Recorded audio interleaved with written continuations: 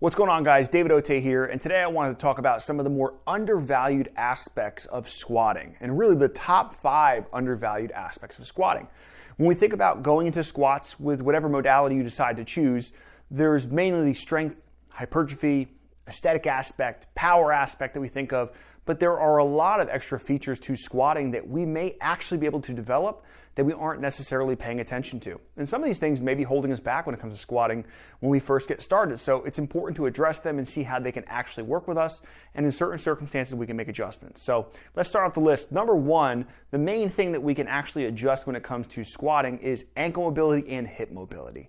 Both of these areas we may find with either bony blockages or soft tissue restrictions or whatever it may be, but most people get themselves into poor position for squatting because they're just not in a good space with their leg set up, their foot set up, and what this may do is restrict what they're actually able to do. So if you have longer legs versus a shorter torso, based on your anthropometrics, you may have a different setup versus your friend who is 4 inches shorter than you or maybe has shorter legs than you. In the same way that different pants come in different pant leg sizes and lengths, you're going to need different setups for your squat accordingly. And everyone's going to have a little bit different ankle mobility as well, but one of the main aspects that we undervalue when it comes to strength training is weight pushing us through gravity and pushing us through space and bringing us down slowly through a spot. And this may, over time, actually help us increase hip mobility and ankle mobility in certain ways. So there are a couple other things that we'll talk about later on in the list, but ankle mobility and hip mobility are the number 1 thing that we may be seeing as an undervalued aspect of this.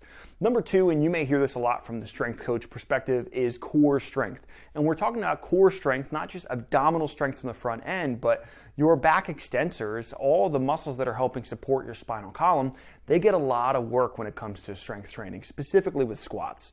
So based on where you're putting the weight in relation to your body, if you were doing front squats, goblet squats, landmine squats, you're going to have a little more emphasis when it comes to a more indirect motion of your back extensors to keep you upright, tall, long posture versus having a back squat, low bar back squat, where the bar is physically trying to fold you in half.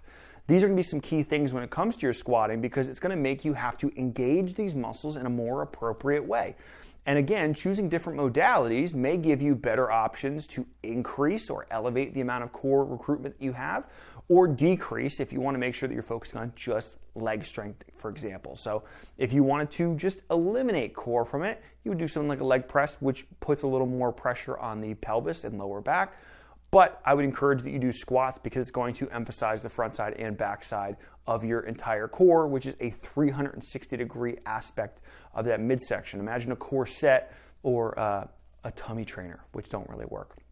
The third aspect that we're looking at goes in line with the different modalities, and that is shoulder stability and shoulder girdle capabilities.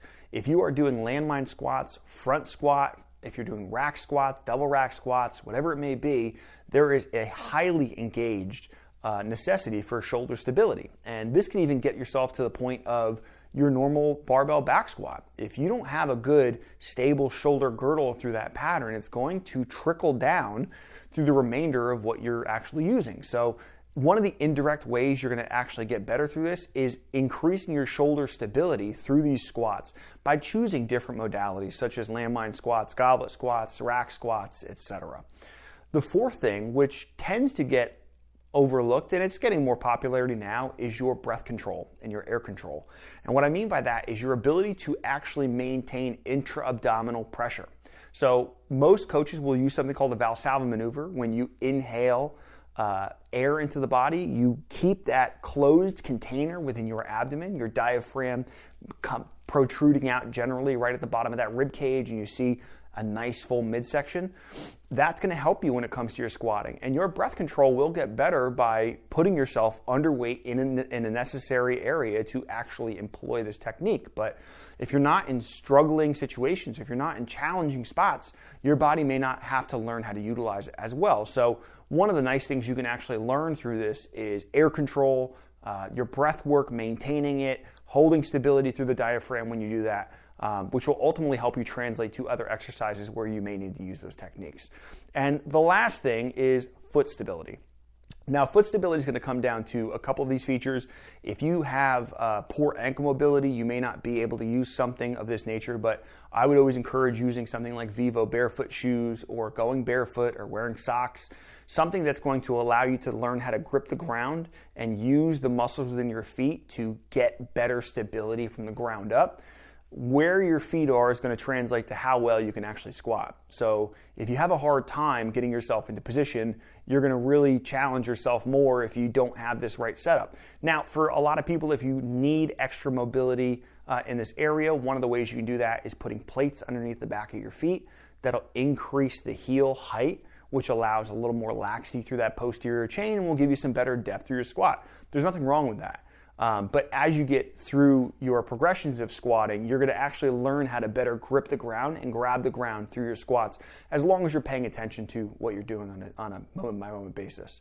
Now, squatting is great, right? No matter the modality of what you do, it's going to be very beneficial for you. But there are these 5 features that you actually get to develop through squatting that you wouldn't necessarily tag on, but they're definitely things that you want to make sure you take into consideration when it comes to your programming. Modalities change, your ability to choose the types of circuits can change, whether it's you're changing in programming or a different phase of what you're looking to focus on. But regardless of those phases, these 5 things, ankle and hip mobility, your core strength, your shoulder stability, your air control, and ultimately your foot stability, are going to be areas that you'll develop very well by continuing to squat.